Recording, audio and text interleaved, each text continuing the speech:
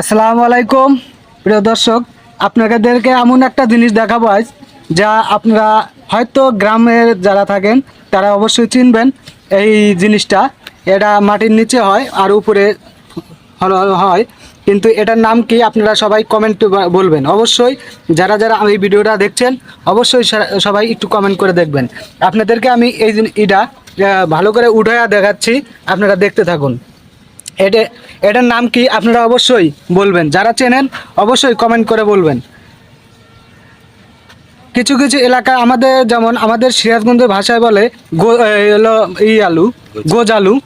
আর অন্য অন্য এলাকায় কি বলে সঠিক আমি জানি না। অবশ্যই অনেক সুন্দর, এটা তরকারি খেতেও যেরকম মজা লাগে ঠিক তেমনই এটার ভর্তা বানালে আরো সবচেয়ে বেশি মজা লাগে। এটা এক অংশ আছে, আরো এক অংশ